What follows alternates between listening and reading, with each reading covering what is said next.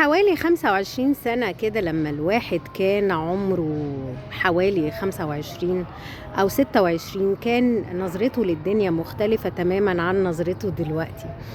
كانت اهتماماته مختلفة، كان حياته مختلفة، كان الواحد عايش حياته بالطول والعرض.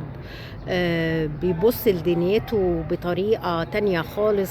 عمره ما بص للناس اللي أقل منه، كان كل اهتمامه يبص على الناس اللي أعلى منه، وقد إيه هو فايته كتير، وقد إيه إن الناس دي عندها حاجات أنا محروم منها. بالرغم من إن الواحد يعني الحمد لله يعتبر من طبقة فوق المتوسطة، ومتربي تربية كويسة، ومن بيت علم وثقافة وسياسة،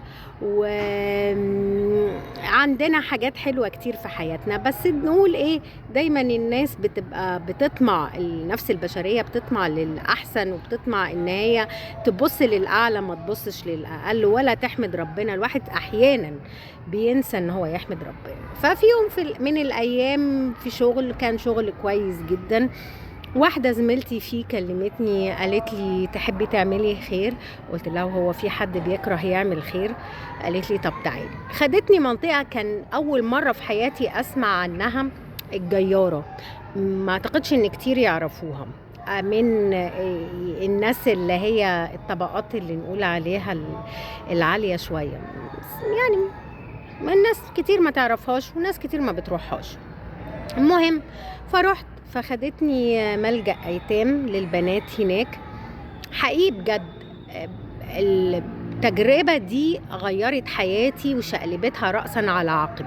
دنيتي اختلفت، حياتي اختلفت من اللحظة دي، من اللحظة اللي دخلت فيها المكان وشفت فيها البراءة، وشفت فيها ملايكة ماشيين على الأرض، ولكن عينيهم كلها حزن وبؤس.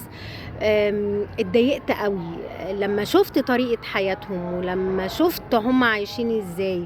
لا في خصوصية، ولا في 4 حيطان يداروهم ويتسندوا عليهم ويحتموا بيهم، ولا في مراعاة ليهم. الواحد بقى يقول ازاي في ناس بالقسوة دي ان هي تقدر تتخلى عن فلذات اكبادها وترميها كده ويسيبوهم لمصير يعني ربنا وحده اللي يعلم بنهايته ايه.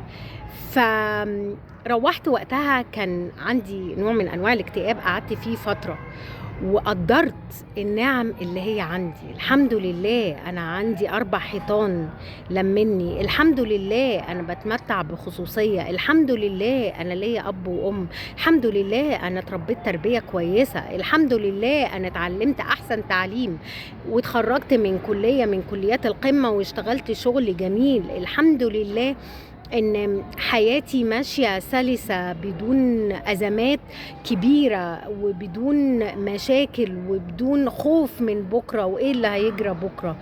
من اللحظة دي انا حياتي اختلفت، من اللحظة دي انا دنيتي اختلفت، من اللحظة دي اتعلمت ان انا يبقى عندي قناعة، ويبقى عندي حمد وشكر لرب العالمين على كل صغيرة وكل كبيرة، وان احنا بنبقى في نعمة ما بنبقاش داريين بيها، وبنبقى معتقدين ان هي حاجة من المسلمات، من الحاجات اللي هي عندنا عادي.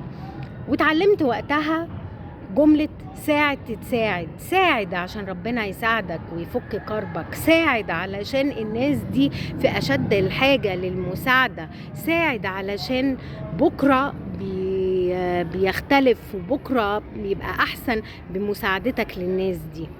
وشكرا.